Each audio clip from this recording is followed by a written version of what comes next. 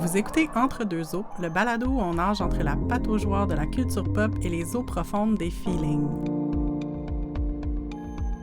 Moi, c'est Catherine. Moi, c'est Marie-Hélène. Et bienvenue au premier épisode de ce tout nouveau balado. On fait un check-in. Comment ça va?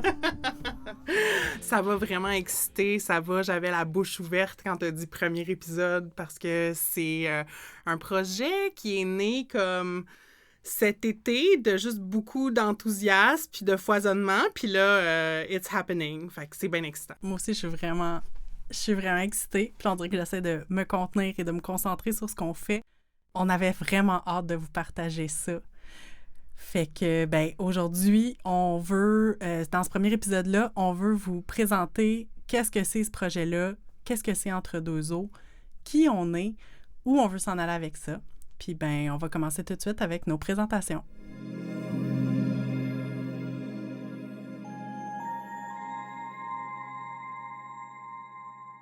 Qui sommes-nous, Marie-Hélène et Catherine, en tant que duo? On vous laisse présenter. C'est sûr qu'on va se présenter individuellement, mais qui on est, l'équipe derrière le podcast? En fait, premièrement, on est des amis. Ça fait déjà presque 10 ans, je pense, qu'on se connaît, qu'on est des amis. Au moins. On est nés toutes les deux, on est des enfants de la banlieue qui sommes nés dans les années 80.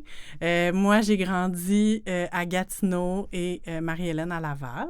Yes. Et donc, vraiment, banlieue represent. Puis, dans nos points en commun, en fait, les deux, on a vraiment beaucoup de knowledge sur la culture pop québécoise. Puis, souvent, on comprend nos références, ce qui est quand même assez cool. On s'est rencontrés sur un blog féministe il y a justement une dizaine d'années. On peut dire qu'on faisait un peu partie là, de la première génération de féministes québécoises en ligne. À l'époque, il n'y en avait pas tant que ça. C'était un peu comme le début du web féministe au Québec. Toutes les deux, on se rejoint dans nos sensibilités queer puis anti-oppression. Il y a 10 ans, on n'avait vraiment pas l'impression d'être représentés par le féminisme mainstream au Québec. Puis ce qui nous dérangeait vraiment dans ça, c'était... En fait, on était vraiment contre tout ce qu'on voyait comme les paniques morales. On avait l'impression que... c'est ça, que les paniques morales prenaient vraiment beaucoup de place dans le discours mainstream. Puis nous, on s'intéressait vraiment plus à l'agentivité des personnes. Puis, faut le dire, on enjoy vraiment beaucoup la culture pop, mais en même temps, on a aussi un esprit critique par rapport à la culture pop. Fait que, en tout cas, on essayait de naviguer notre féminisme là-dedans. Mm-hmm. En fait, en essayant de préparer nos présentations, on se rendait compte à quel point on était similaires. En ceci qu'on a tendance à parler fort, quand on est confortable en tout cas. Mm-hmm. On est phoné, on peut être phoné. On n'a pas peur de dire nos opinions, mais on a aussi un côté comme introverti. On peut être loud, mais c'est pas nécessairement la première chose qu'on fait quand on arrive dans un nouveau groupe, un nouveau cercle social. Puis on a un côté introspectif qui est vraiment à l'écoute de nos feelings, comment on se sent, comment on pourrait peut-être aller mieux ou juste mieux vivre avec qu'est-ce qui se passe. Puis on est empathique, je dirais. On est perceptive des émotions des autres.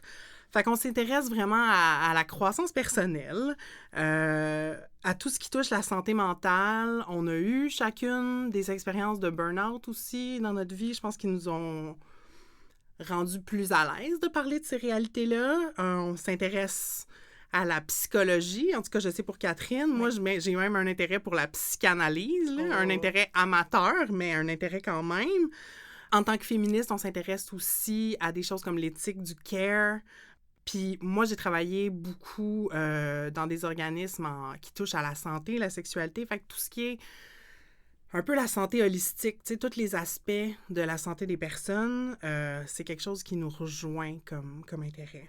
Puis je suis certaine que on va peut-être même se découvrir d'autres points communs en faisant ce podcast-là, mais allons-y maintenant pour peut-être ce qui nous différencie.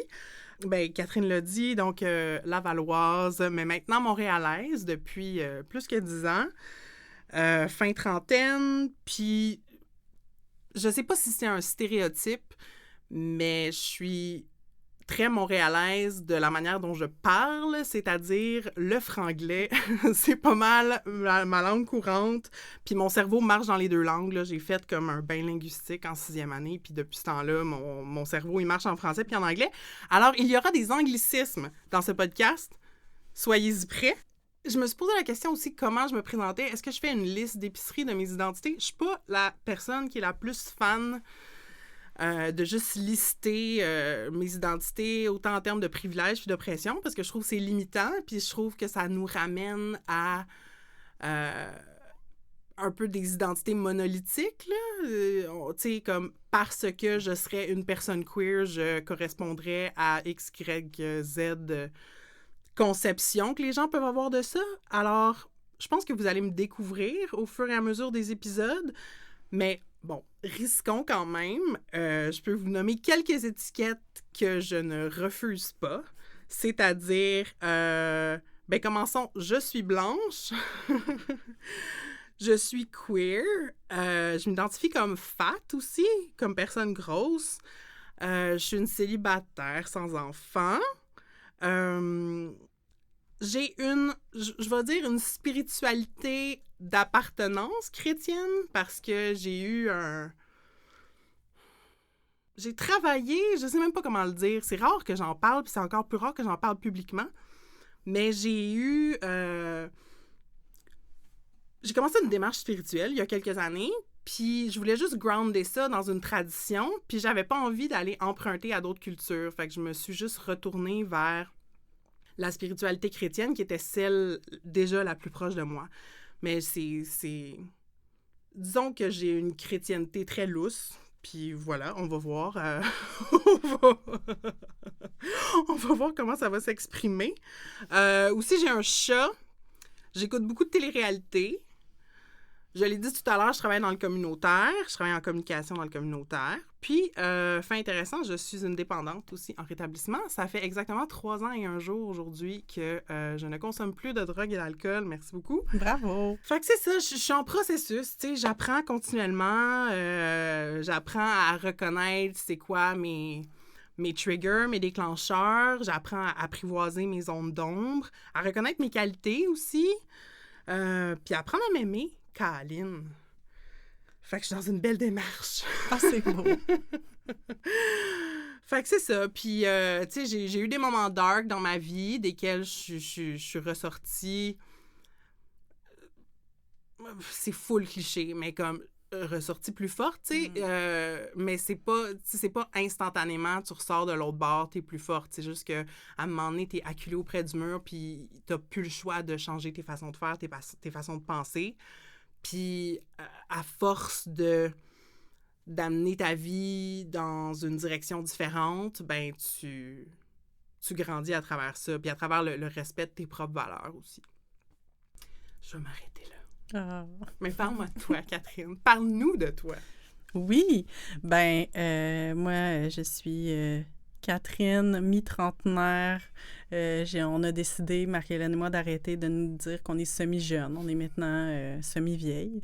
Je suis originaire de Gatineau, comme je l'ai dit. J'habite à Québec depuis maintenant 10 ans.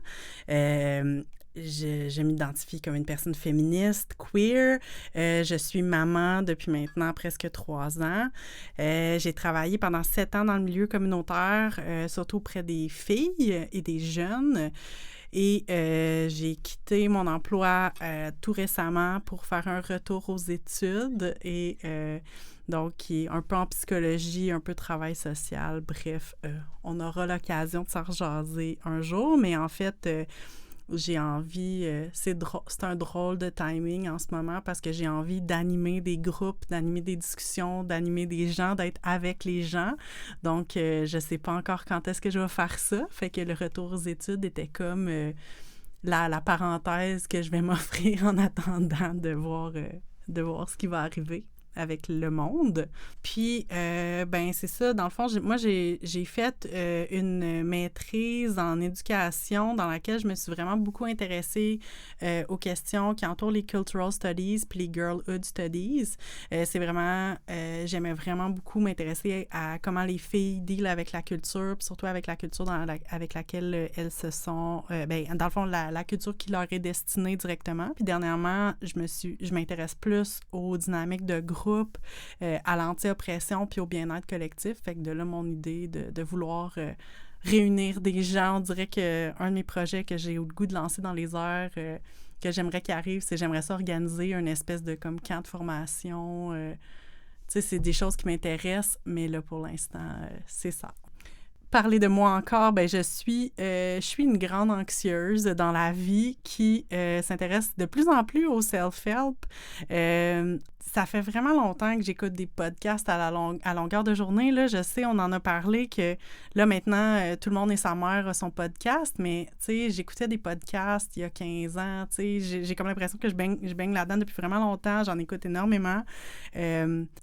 Toutes les deux, on aime vraiment beaucoup la radio, les podcasts, on aime en écouter, on aime en faire. On en a déjà fait un peut-être dans le passé. On aime vraiment l'intimité du médium, du podcast. Ça nous demande, tu sais, ça demande de l'écoute, de l'empathie, il y a une partie de dialogue. On voulait faire ça ensemble, on voulait pas partir un podcast chacune de notre bord, on voulait vraiment faire un ensemble.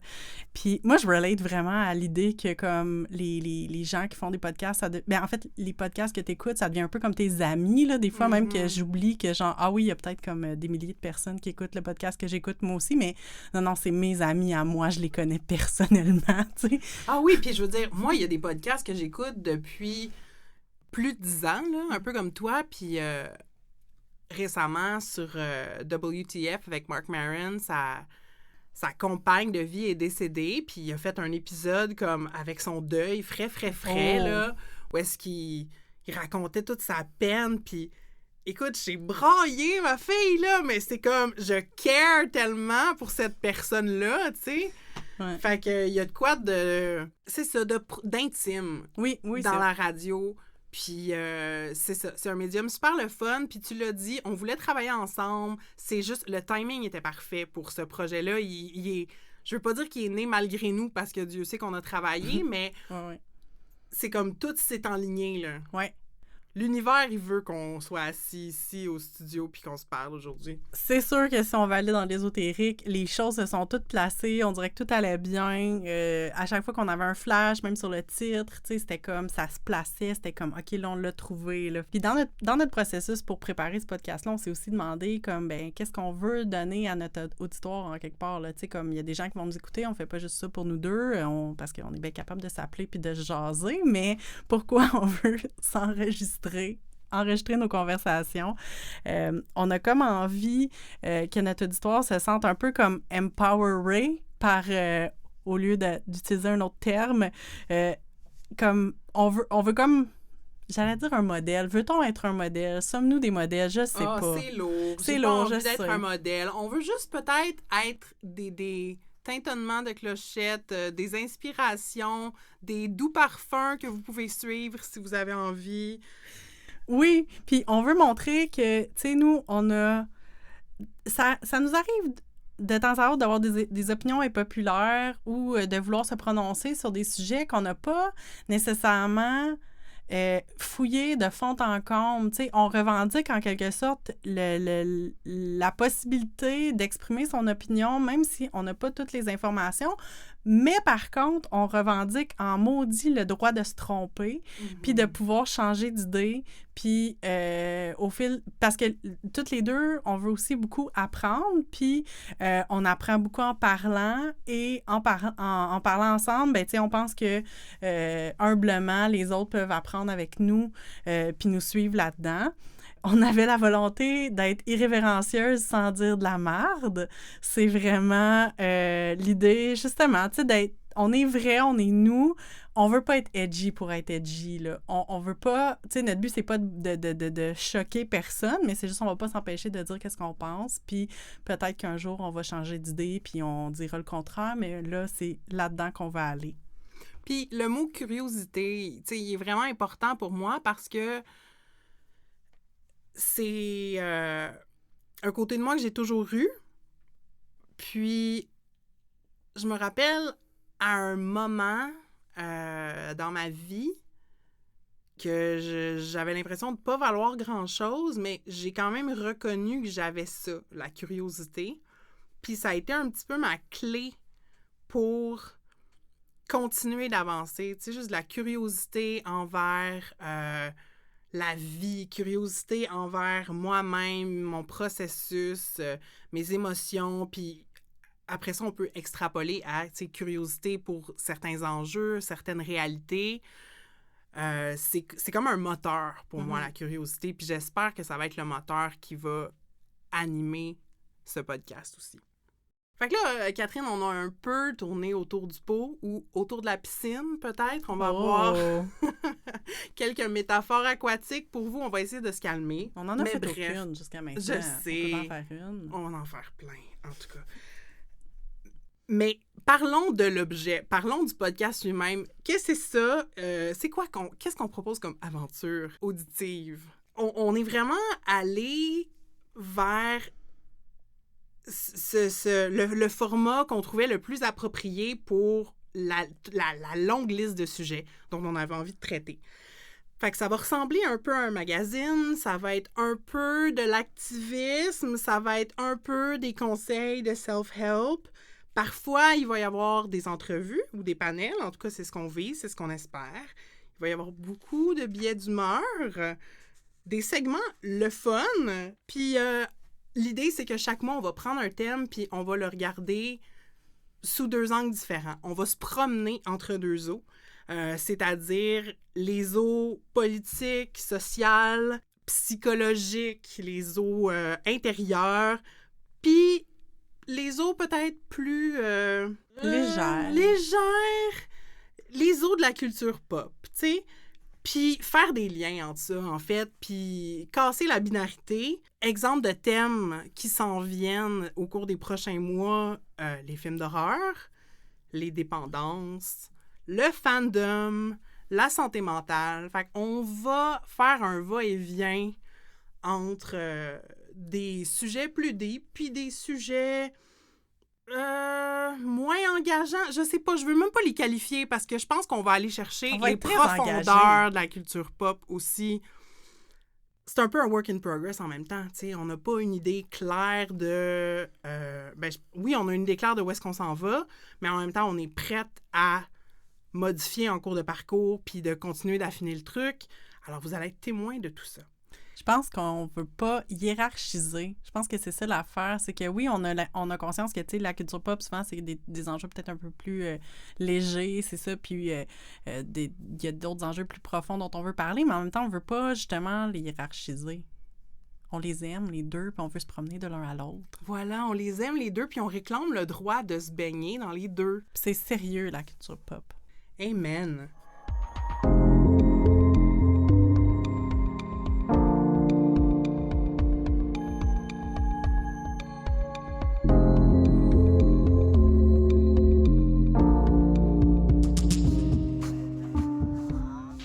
Alors, ben, plongeons, Catherine. Je suis tellement contente que tu me dises ça.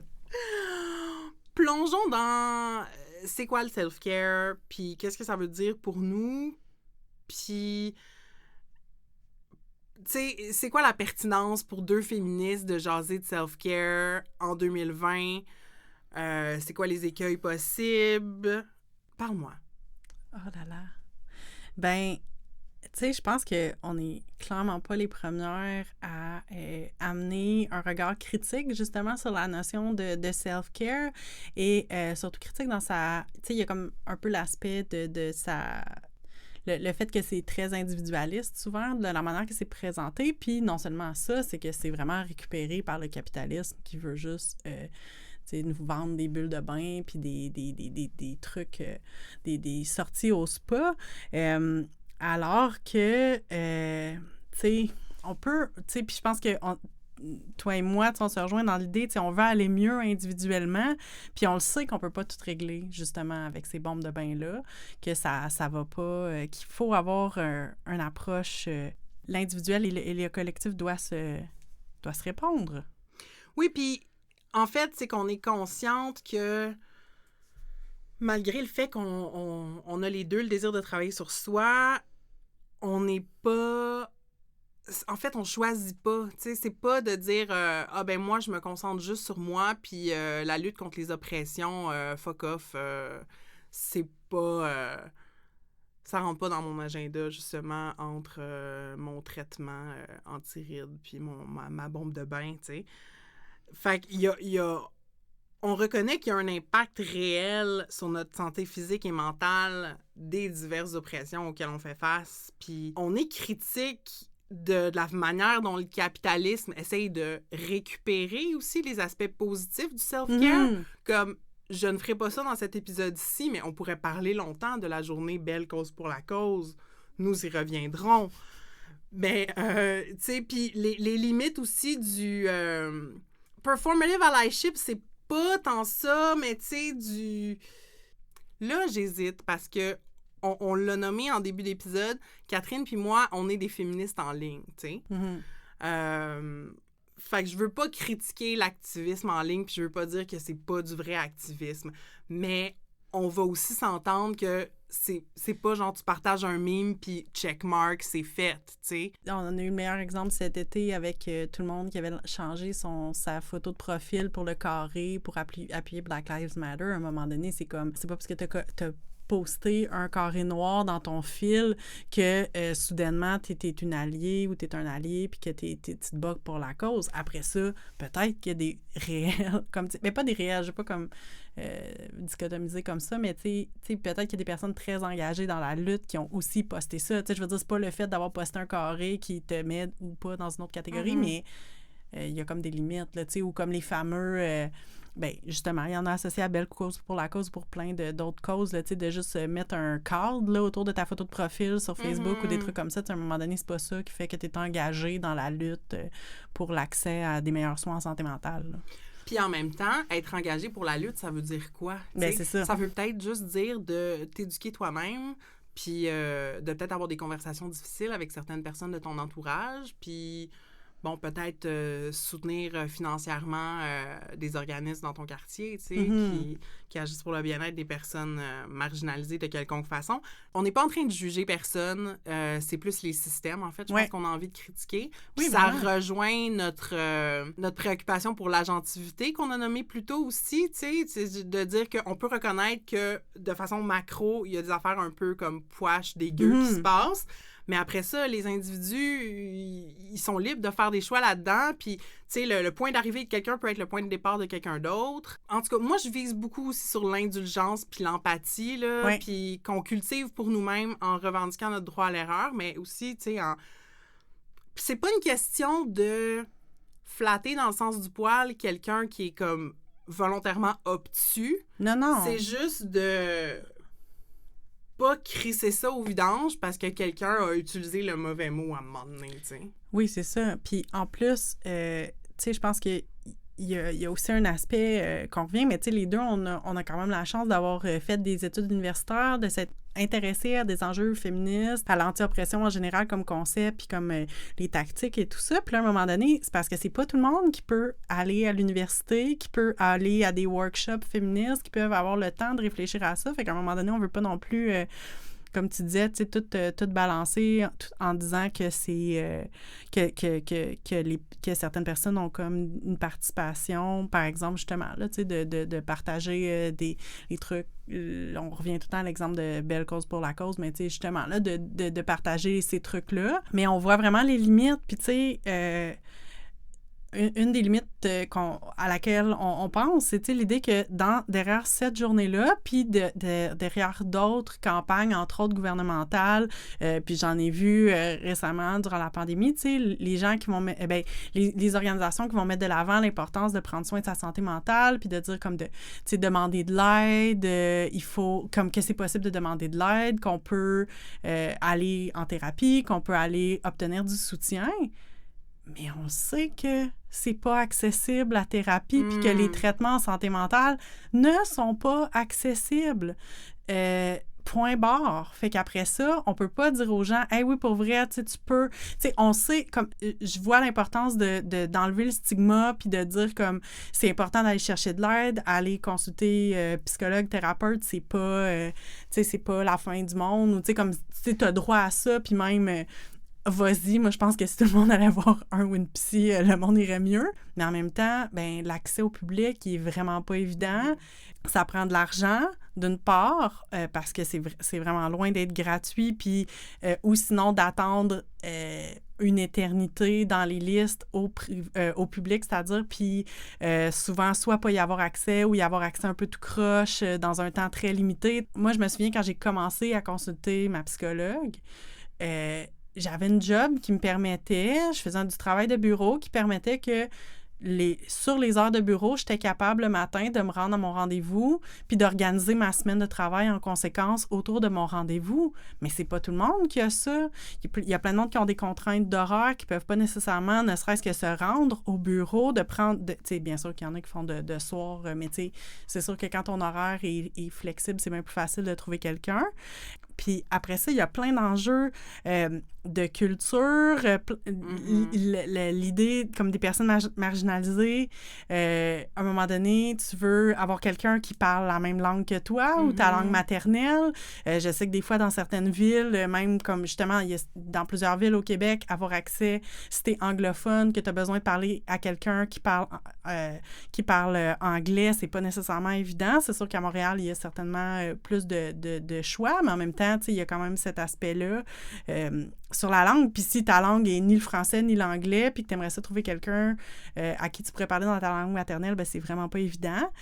Puis après ça, on va dire comme l'awareness générale de la personne qui est thérapeute. Quand tu es en thérapie, tu n'as tellement pas le goût de devoir expliquer comme, tu sais, ne serait-ce que... Moi, je me souviens, là, tu sais, quand je cherchais ma psy, de me dire OK, mais moi, je suis féministe, c'est vraiment important pour moi, c'est vraiment central dans ma vie. Comment je fais pour trouver une psy qui est féministe? De le savoir avant de me rendre, ben je le sais pas. Fait que là, comment je fais pour comme le mettre? Je le fais-tu dans mon premier rendez-vous, de le nommer clairement, d'y poser la question? Tu sais, je veux dire, il y a plein d'idées, de stratégies, mais en même temps, en tout cas, je pense que généralement, les gens, ton premier rendez-vous chez la psy, c'est pas... tu vas pas très bien, d'habitude. Ouais, c'est ça. Puis juste, tu sais, t'as besoin d'un climat de confiance pour pouvoir te livrer. Ouais. Puis si tu fais de l'autocensure parce que tu veux pas que la thérapeute juge qu'est-ce que tu vas dire ou ne serait-ce remettre en question peut-être certaines choses que tu dis. Par exemple, moi, je travaille avec une nutritionniste depuis 2 ans pour... travailler sur des troubles du comportement alimentaire, tu sais, puis améliorer mon image corporelle. Là, j'ai commencé à avoir une psy récemment, mais c'était important que ma psy, elle comprenne tout ce qui touche au health at every size, puis l'antigrossophobie, parce que j'avais pas envie d'y donner un cours. Puis ça donne que, c'est ça, ma thérapeute, ma psy, elle a cette approche-là. Fait que j'ai énormément de chance. Mais c'est arrivé dans le passé où est-ce que, tu sais, mettons, dans ma vie amoureuse ou dans ma vie sexuelle, il y avait des aspects que j'osais pas parler avec ma thérapeute parce que là, c'est comme...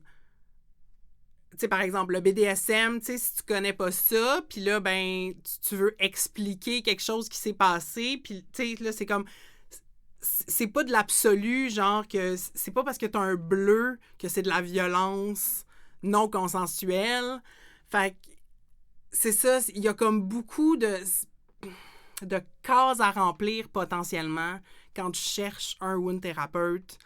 Puis ça fait des barrières supplémentaires ou en tout cas des considérations additionnelles en plus de tout ce que tu as nommé. Tu sais, le temps que ça coûte, puis le temps que ça coûte. Quel lapsus, mais c'est ça. L'argent et le temps que ça coûte, puis les enjeux de culture, de langue, etc. Mais c'est ça. Puis en plus, tu sais, on a déjà nommé l'idée que justement, toutes les oppressions ont un impact sur la santé physique et mentale. Donc, les personnes qui sont particulièrement marginalisés, qui ont des identités, qui vivent beaucoup d'oppression, tu sais, les personnes noires, les personnes queer, les personnes autochtones, tu sais, je veux dire, il y a plein de layers à ça. Puis si, en plus, faut que, je veux dire, il y a comme, dans l'accès, il y a la difficulté de trouver quelqu'un qui te ressemble puis qui va te comprendre, tu sais, puis sans dire que tu dois absolument avoir comme un thérapeute qui partage toutes tes identités ou, tu sais, être comme pareil à toi. À un moment donné, tu sais, je veux dire, j'ose pas m'imaginer. Ben, juste, mettons, le fait d'être une personne queer puis d'avoir un thérapeute straight en partant, t'es comme, OK, des fois, il y a des trucs que je suis pas sûre que t'as bien compris de ce que je t'ai dit, mais en tout cas, tu sais, comme, tu peux passer à travers, mais tu sais, j'ose pas m'imaginer les personnes noires qui trouvent un thérapeute blanc, tu sais, c'est quoi, tu sais, ça, comme d'expliquer le racisme à un thérapeute blanc, puis ça veut pas dire qu'un thérapeute blanc est pas capable de comprendre puis de bien intervenir, ça veut juste dire que ben, tout comme, moi, c'était hors de question que j'aille voir un thérapeute homme. Tu sais, dans ma tête, j'étais comme, non, moi, c'est pas, je veux vraiment pas ça. Puis après ça, c'est ça. Ça veut pas dire que ça se pourrait pas. C'est juste, j'ai pas envie. C'est pas ça, j'ai envie. C'est ça. Puis là, on tombe dans des enjeux comme d'accès à l'éducation. C'est qui a accès à ces professions-là de psychologue? C'est quoi le stéréotype d'une thérapeute? Fait que c'est très large. Oui, puis moi, je sais que ma résistance par rapport à la psycho, parce que, tu sais, d'entrée de jeu, on a parlé un peu comme qu'on avait un intérêt pour la psychologie puis tout ça, puis, tu sais, moi, c'est sûr que, mettons, dans mon parcours académique, j'ai plus fait des cours en sociaux, mettons, puis, tu sais, sans commencer à faire la guerre entre la socio puis la psycho, mais, tu sais, en quelque part, c'est comme deux manières d'observer les humains, comment ils interagissent, puis tout ça. Puis on dirait que moi, je me disais, ben oui, mais tu sais, les psys sont pas capables d'avoir une vision macro, tu sais, on dirait dans mon préjugé au départ. Puis là, c'est bien drôle parce que en ce moment, je fais un cours de psychologie sociale à l'université, fait que là, j'essaye de comprendre, puis ça s'intéresse beaucoup à comment les gens réagissent aux stéréotypes, fait que j'ai bien hâte de voir comment le prof va comme amener ça, puis voir, tu sais, de quelle manière on peut... C'est quand même intéressant de se dire, tu veux pas justifier des comportements, mais en même temps, tu veux les expliquer, en quelque sorte, tu sais, pourquoi les gens sont racistes, mettons. Tu sais, je sais que ça, c'est des questions qu'on va regarder dans le cours. Fait qu'en tout cas, j'ai bien hâte de voir comment ça va être traité par un homme blanc que je présume cis et straight. En tout cas, on verra bien. Puis, je nous ramènerais au fait que on veut pas faire des oppositions, on veut pas dire... il y a uniquement des solutions collectives, puis la thérapie, ça donne rien. Mais je pense pas que c'est ça que vous avez compris jusqu'à maintenant, mais juste, si on a la chance de trouver un thérapeute qui nous convient, puis on a les moyens d'aller chercher cette ressource-là, pourquoi s'en priver si on en a besoin? Ouais.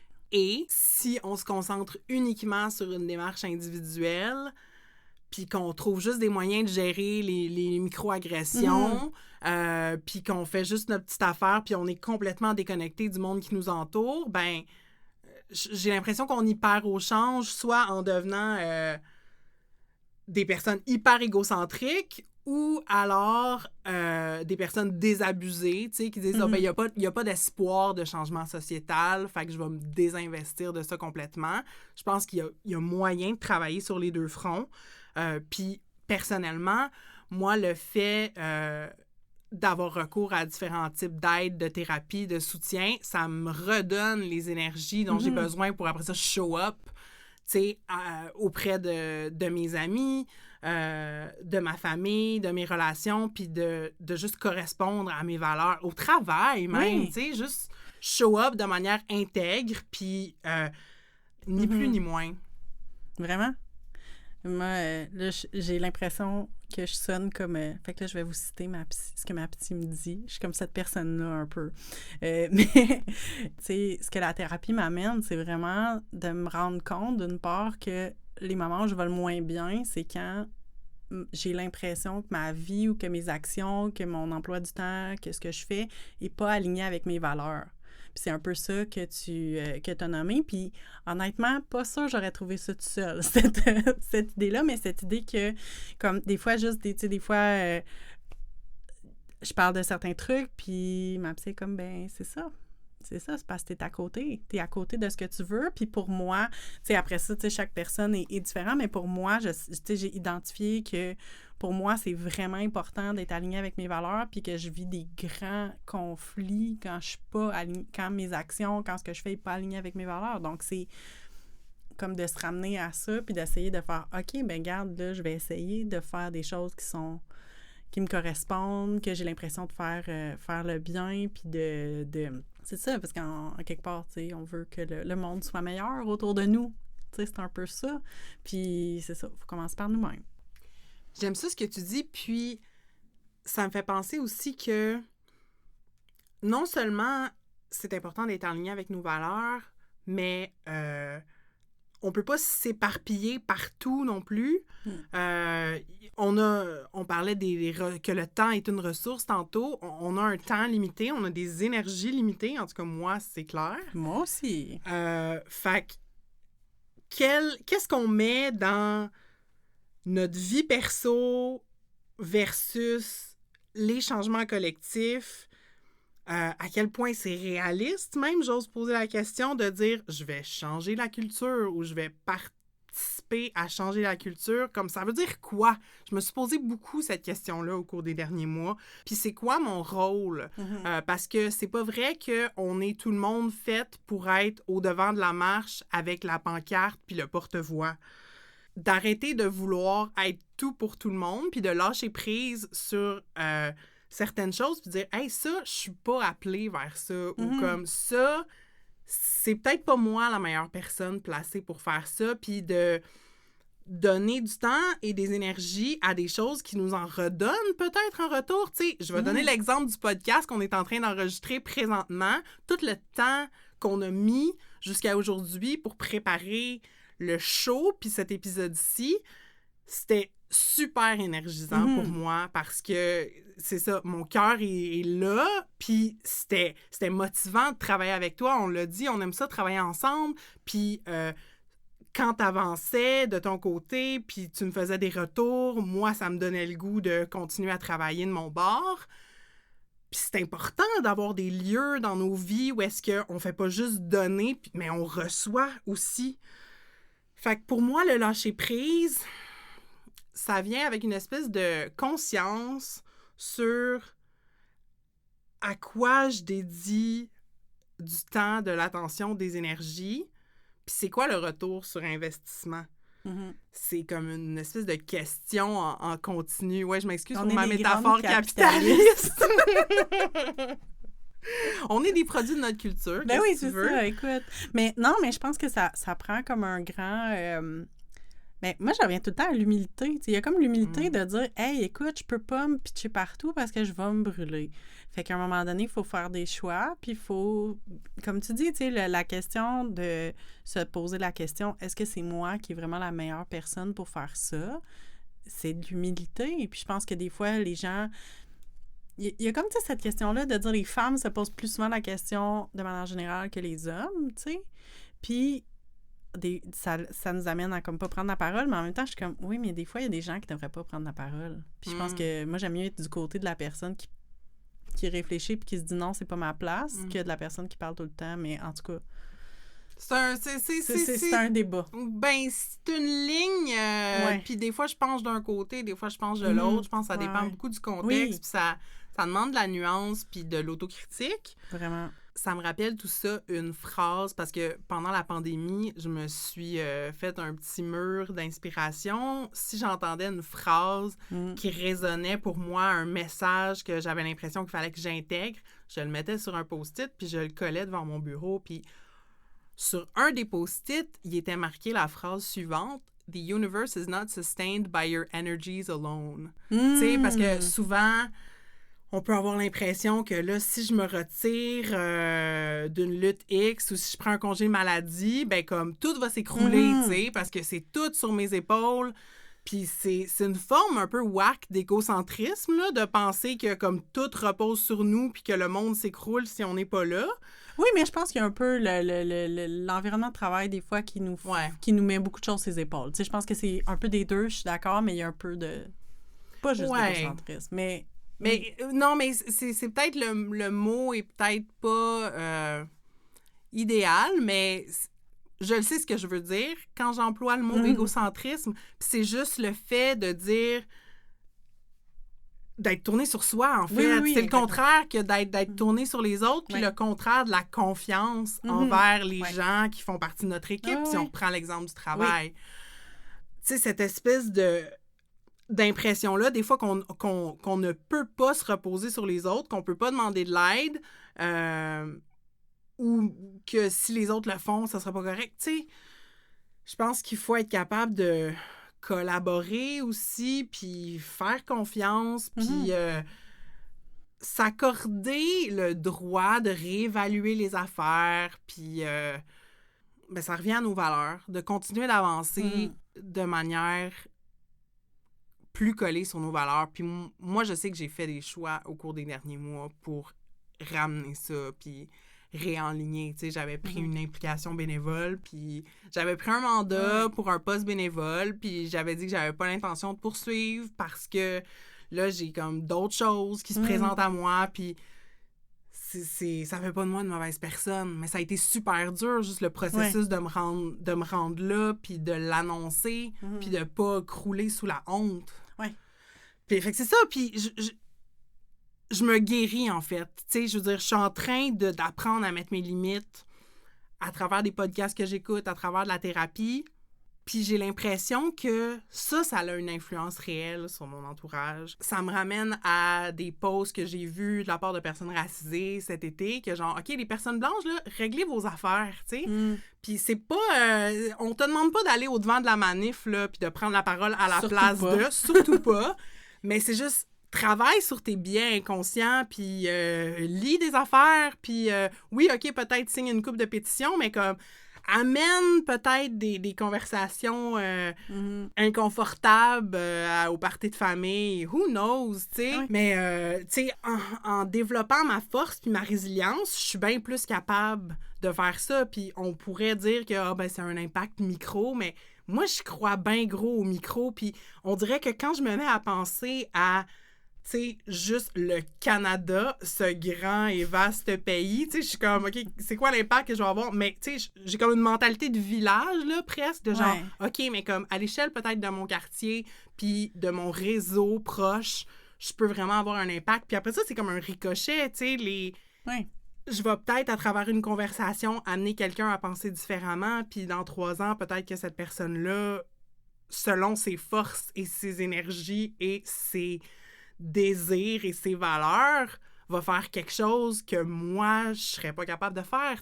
C'est ça, je reviens à... On a tout un rôle à jouer, puis c'est important de trouver quelque chose dans quoi on est confortable, puis qui nous ressemble, parce que c'est là que je trouve qu'on a le plus de pouvoir d'action. Puis moi, je me suis rendu compte que je suis pas confortable au devant de la manif. Ça veut pas dire que j'irai pas de temps en temps, mais c'est pas ça mon rôle.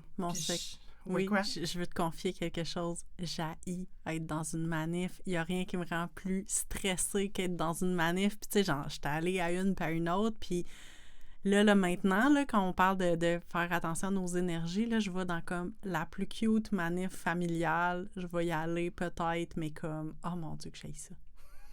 Puis c'est comme, là, je passe pour une mauvaise activiste, là, mais mon Dieu, que j'haïs ça. Je suis pas bien. Je suis pas agoraphobe, là, mais des manifs, ça me rend nerveuse. Ben, tu nommes quelque chose, justement, pour les personnes agoraphobes, c'est comme, il n'y aurait pas de place pour ces personnes-là dans la lutte, parce qu'ils sont pas, tu sais, ils font des crises d'anxiété quand il y a plus que 50 personnes, là, je dis n'importe quoi, mais... Anyway, on n'a plus le droit d'être autant. Mais c'est ça, c'est que... tout le monde n'a pas à être confortable dans toutes les situations possibles. Puis c'est correct, man. Oui, mais c'est ça, exactement. Puis il faut pas stresser avec ça. Mais on stresse pareil. Ben oui, c'est clair. Ben c'est clair parce que moi, où je voulais t'amener, c'est que, tu sais, je suis tout à fait d'accord avec toi. Puis tu sais, je pense aussi que comme quand on est... quand on prend soin de soi, d'abord, c'est comme ça qu'on peut prendre soin des autres, puis de faire évoluer les choses, puis tout ça. Puis, tu sais, je vais faire l'analogie avec même dans les avions, tu sais, quand ils disent si t'es avec un enfant ou une personne vulnérable, si jamais il y a quelque chose puis qu'il faut mettre des masques, tu mets le tien avant de mettre celui de la personne dont tu t'occupes parce que parce qu'il faut comme que toi t'ailles bien pour pouvoir aider les autres. Fait que tu sais, je trouve que c'est quand même parlant comme image. Puis c'est quand même quelque chose dont on parle souvent en lien avec la maternité, tu sais, puis la parentalité de manière générale, le fait que comme on se met à s'occuper, la vie d'un autre, d'un nouveau-né dépend de nous, puis que là, il faut s'en occuper, puis c'est beaucoup, beaucoup, beaucoup d'investissement puis de don de soi. Mais en même temps, si tu prends jamais le temps de prendre un break, puis si tu prends jamais des reculs, ben tu pourras pas être à ton meilleur, puis tout le monde a besoin de temps de repos, de temps de recul différents aussi quand t'es parent, mais comme moi, je sais que j'ai besoin d'avoir des moments pas avec mon enfant pour pouvoir revenir puis être bien, comme tu sais, enjoyer le fait d'être mère. Je pourrais pas être 24 heures sur 24 tout le temps. Mais comment tu te sens? Comment tu te sens quand tu prends ces moments-là pour toi? Ben pour vrai, tu sais, je m'en viens mieux, mais je trouve ça difficile. Puis moi, je reviens toujours avec l'espèce de culpabilité de pas en faire assez, puis que l'idée de me dire que de m'occuper de moi, de m'occuper juste de moi en vraiment gros guillemets, tu sais, que j'agis pas sur la structure, puis je suis tout à fait d'accord avec ce que tu as dit de, tu sais, l'impact qu'on peut avoir, puis tout ça, puis tu sais, prendre soin de nous pour prendre soin des autres après, mais on dirait que des fois, je tombe facilement dans l'idée que, ben si je le fais pas, puis si tout le monde arrête ben tout le monde n'arrêtera pas en même temps de s'occuper du collectif, tu sais, chacun prend ses pauses en quelque part, là, tu sais, c'est comme, c'est rotatif, cette histoire-là, mais on dirait que je reste dans l'idée, ben tout va être tout le temps recommencé si on se sent toutes sur nous-mêmes, mais en même temps, je suis la première à dire à des amis, à des collègues, de dire « Hey, non, pour vrai, prends un break, prends ta journée. Hey, tu files pas aujourd'hui, retourne chez vous, va te coucher ou comme va t'aérer l'esprit. » Comme, je suis certainement meilleure pour indiquer aux autres quoi faire, mais tu sais, ça, je pense que c'est un grand... je suis certainement pas la seule qui fait ça. Un grand classique. C'est ça, un grand classique, merci, tu sais, de dire comme, tu sais, de conseiller les autres, mais de pas être capable de faire les trucs, parce que, tu sais, moi, je suis clairement la personne qui va dire, ben non, ben, j'irai pas, je peux pas aller en arrêt de travail, mettons, là, il y a des gens, il faut que je fasse des choses, je peux pas donner mes responsabilités aux autres, alors que je les ai pris, les responsabilités des autres, quand il a fallu qu'ils s'en aillent ou qu'ils prennent, puis en quelque part, j'étais pas... Tu sais, je veux dire, par exemple, au travail, j'en ai eu des situations dans ma carrière que je me suis dit que j'étais vraiment maudit après la situation. Mais j'ai jamais été en maudit après personne qui est parti en arrêt de travail ou qui a décidé de quitter son emploi parce qu'il y avait une autre opportunité d'emploi ailleurs qui faisait plus son affaire. Comme, j'ai jamais été fâchée après personne. Des fois, oui, j'étais en maudit après la situation, ça, c'est clair. Parce que des fois, t'es comme... Quel mauvais timing, comme quelle période de merde, mais en même temps, c'est pas la personne. Puis je me dis, mais les autres aussi, ils peuvent penser ça de moi, là, quand moi, je m'arrête. Puis, ça me faisait penser à quelque chose quand tu parlais, parce que t'as dit, j'ai vraiment plus de facilité à dire aux autres, tu sais, c'est correct, prends le temps qu'il faut pour te remettre, puis on va gérer à quelque part. C'est ça le sous-entendu, c'est qu'on va être capable de s'en occuper. Comme tu laisses ça en de bonnes mains, là, fait que tu peux comme décrocher, t'occuper tes affaires, puis on va continuer, on va s'arranger. Puis la difficulté, peut-être, puis là je vais dire quelque chose de gros, peut-être, mais allons-y. La difficulté, peut-être, à lâcher prise pour soi, tu sais, de dire « Ah, je m'en vais », c'est peut-être c'est lié à une crainte de « Ah, mais là, j'ai à moins que j'aille quelqu'un d'autre qui vienne vers moi puis qui me le dise noir sur blanc comme on va s'en occuper », il y a comme la crainte que justement, là, ça va tomber à terre. Si je le lâche, ça va tomber à terre. Puis pour moi, la spiritualité vient jouer un rôle là-dedans. C'est que moi, si je lâche, il y a quelqu'un, quelque chose, une énergie, l'univers qui va, tu sais, qui va le rattraper. Et ça me ramène à ma quote sur mon post-it tantôt. Tu sais, c'est comme, moi, j'ai confiance que si je laisse quelque chose maintenant, là, je parle aujourd'hui maintenant, ça n'a pas toujours été de même, mais maintenant, dans ma conception de la vie, de la manière que je gère mes affaires, si je sens qu'il faut que je lâche de quoi, premièrement, déjà, ça, c'est c'est inspiré de quelque chose. Tu sais, je veux dire, quand je suis vraiment connectée, quand je suis centrée, puis que je sens que, OK, non, là, ça va péter, là, fait qu'il faut que je lâche. Fait que je respecte ça comme étant comme une vérité spirituelle. Puis je lâche avec confiance parce que je le sais que ça va être correct. Ouais. Fait que je suis pas en train de prescrire la spiritualité à quiconque, mais pour moi, j'ai moins ce côté-là aujourd'hui de craindre que les choses vont s'écrouler si je pars parce que j'ai, d'une manière que je peux pas expliquer, tout finit par se placer. Oui, mais tu vois, tu sais, moi, je référais, tu sais, parce que moi, j'ai clairement pas la démarche spirituelle que t'as, mais moi, tu sais, je réfère souvent à mon instinct. Puis, tu sais, je pense que ça rejoint un peu cette idée-là de dire comme, OK, ben si moi, j'ai comme l'espèce de gut feeling que il faut que je suive cette voie-là ou que je dise non à ça. Ça m'est arrivé dernièrement de dire oui à des affaires, puis de faire comme, oh non, ça fait mal en dedans, là, que j'ai dit oui, puis en même temps, j'étais sincère au moment que j'ai dit oui. Je suis pas une personne... Tu sais, il y a comme toutes sortes de personnes qui vont comme dire oui à plein d'affaires. Moi, je suis une grande enthousiaste dans la vie. Fait que souvent, je dis oui à plein d'affaires, puis je suis comme, OK, on y va. Mais des fois, j'y repense 2 secondes après, puis je suis comme, hey, pour vrai, je le sentais 100%, puis là, je le sens moins 1000. Tu sais, ou même, j'ai l'impression que ça va me faire du tort d'aller là. Puis c'est ça, tu sais, j'essaie de suivre mon instinct, puis de dire comme, OK, je vais refuser d'aller là, ou je vais laisser tomber telle chose, ou... Parce que oui, souvent, les choses finissent par rentrer dans l'ordre, puis même quand il y a des trucs qui vont mal, ben il y a d'autres trucs qui vont venir après. Tu sais, je pense qu'il y a comme un peu le focus. Est-ce que tu regardes juste les affaires qui tombent à terre ou tu regardes les trucs qui sont pas tombés, justement, puis qui ont continué, là, mais... Je sais pas. C'est une ongoing conversation qu'on va avoir tout au long de la saison, je pense. Ça va être un peu en trame de fond. Ouais. Ben, en fait, j'aime ça que tu nous aies amené sur le terrain de l'instinct puis de l'intuition parce que plus on se connecte à ça, plus ça nous permet de faire des choix avec lesquels on est bien. Puis je rentre dans la capacité de faire des choix, le droit de changer d'idée, tu sais. C'est pas parce que t'as dit oui, puis là, finalement, tu le files plus ton oui, que t'as fait une erreur. C'est juste, non des fois, les circonstances changent, puis t'apprends des affaires en avançant. Fait que c'est beaucoup de se connecter à soi, puis d'avancer sans trop forcer, sans que ça squeak trop, là, puis... c'est ça, essayer de vivre, parce que vivre, ça peut être dur en tabarnak. Hey, mais pour vrai, on aimerait ça aussi, avoir de vos nouvelles. Dites-nous à quoi ça vous a fait penser. Est-ce que vous partagez les mêmes réflexions que nous? Est-ce qu'au contraire, vous avez l'impression que votre réflexion est ailleurs, que vous n'avez pas les mêmes... évidemment, vous n'avez pas nécessairement la même réalité que nous, mais vous n'avez pas les mêmes idées ou les mêmes pensées par rapport à ça. Faites-nous part de vos réflexions. On aimerait vraiment ça vous lire. Puis le thème qu'on a abordé aujourd'hui, c'était vraiment beaucoup...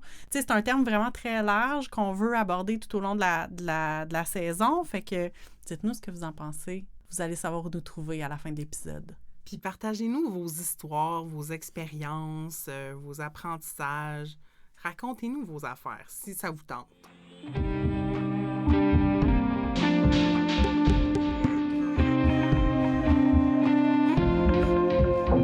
Bon, ben là, on est rendu au segment où on avait envie de temps en temps, vous faire des shout-outs à des trucs qu'on aime, des choses qui nous inspirent, des podcasts qui nous inspirent. On n'arrête pas de dire qu'on en écoute, ben nommons-en. Puis le podcast que je voulais vous présenter aujourd'hui, ça s'appelle By the Book. Puis là, c'est drôle parce que j'étais allée lire leur description. Puis là, quand j'ai voulu la mettre en français, j'étais là, Colin, reality show, comment on dit ça en français, à part télé-réalité, parce que c'est clairement pas une télé-réalité. Ouais. Show-réalité, mettons? Show-réalité, okay. Mais c'est comme encore une moitié un anglicisme. Peu importe. Alors, By the Book, c'est à la fois un show de réalité, disons-le de même, un peu self-help, c'est aussi en anglais, mais bon, on s'en sort pas, puis un peu d'expérimentation sociale. Donc, c'est 2 New-Yorkaises, ou elles habitent à New York, Kristen Meinzer et Jolanta Greenberg, qui, le principe du podcast, c'est qu'elles suivent à la lettre des livres de self-help qu'elles ont lus, et elles vivent avec les règles du livre pendant 2 semaines. Pour vous donner une idée, quelques exemples de livres qu'elles ont lus là, au fil des saisons. Il y a, le classique « Qui a volé mon fromage ?»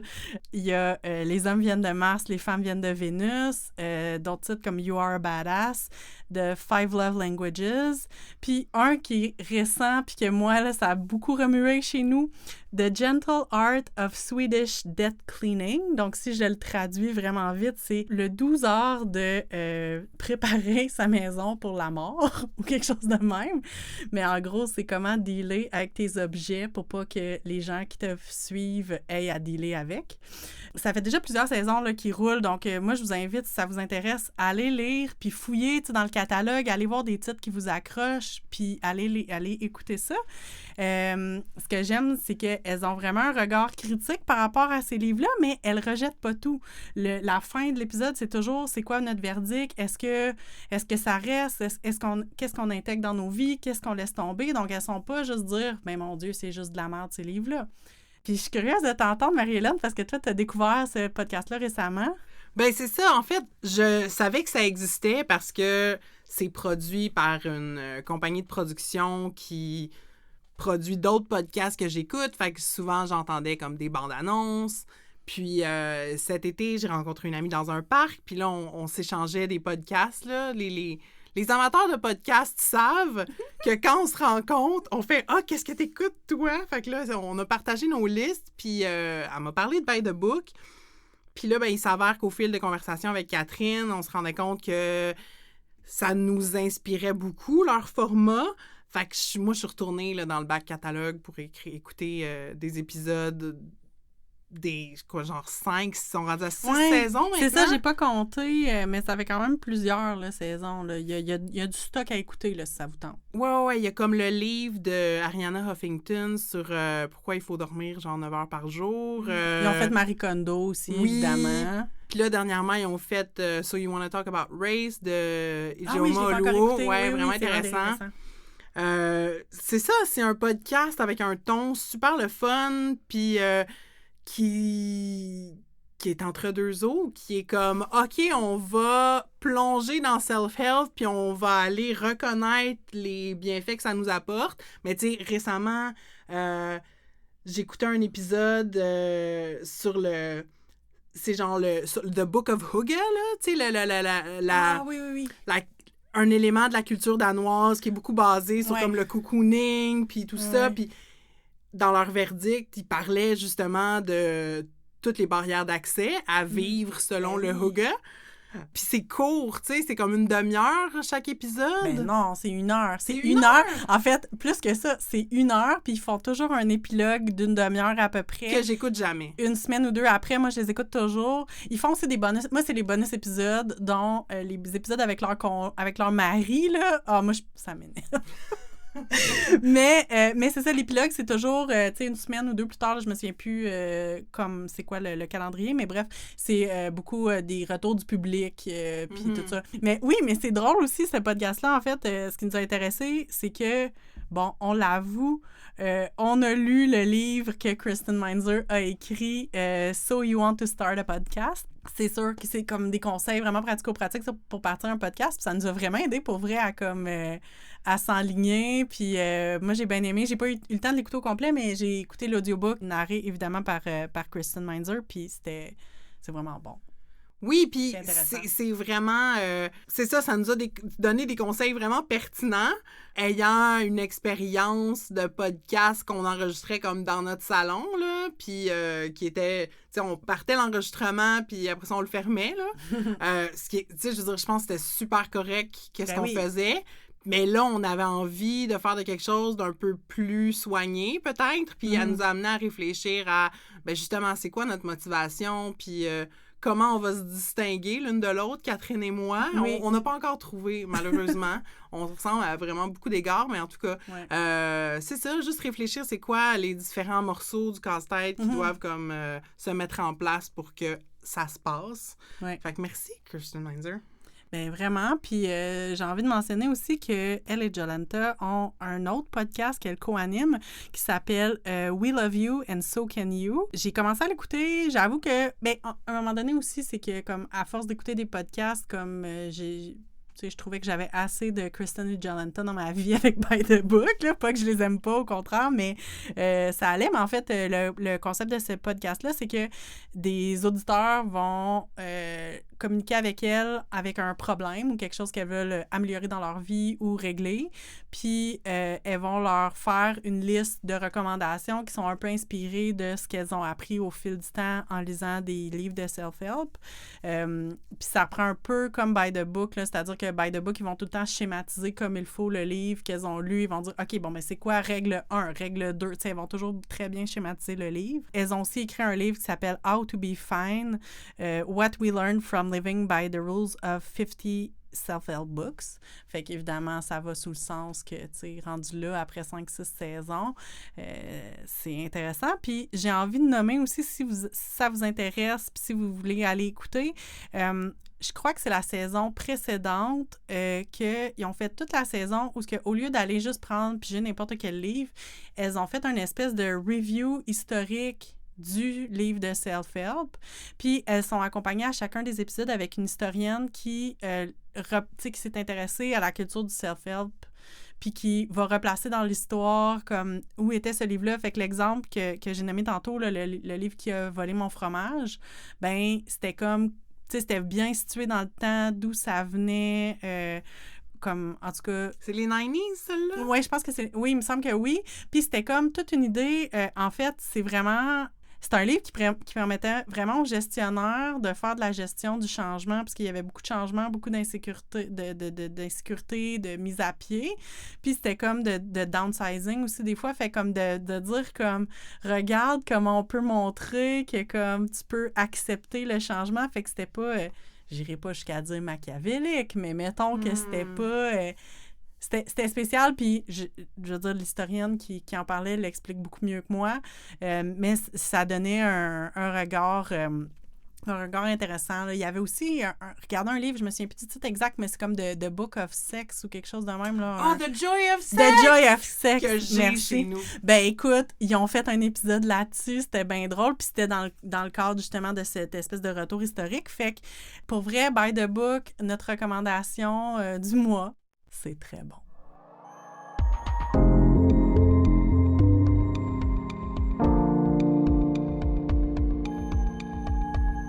On est déjà rendu là.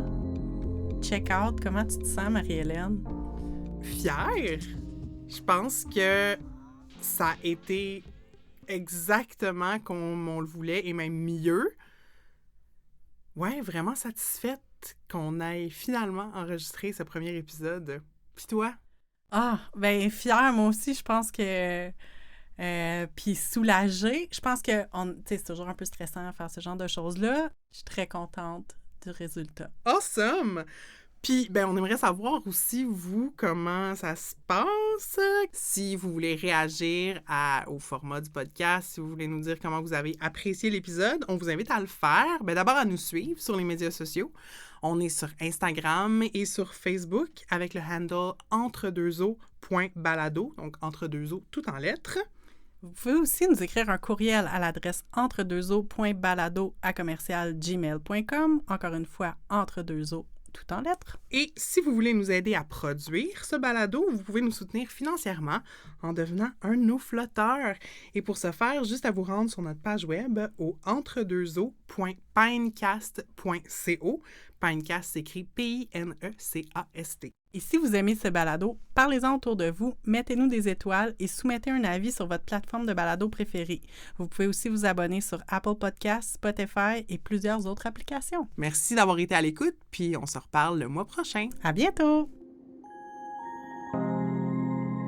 Ce balado est produit, animé et réalisé par Marie-Hélène Larochelle et Catherine Ploufjeté. C'est aussi Marie-Hélène qui fait le montage. Notre thème musical est composé et interprété par Poulain et notre visuel est une création de Roxane de Carufel.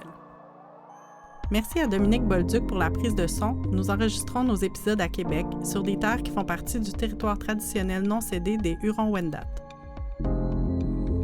Ce balado est une idée originale de Catherine Ploufjeté et Marie-Hélène Larochelle.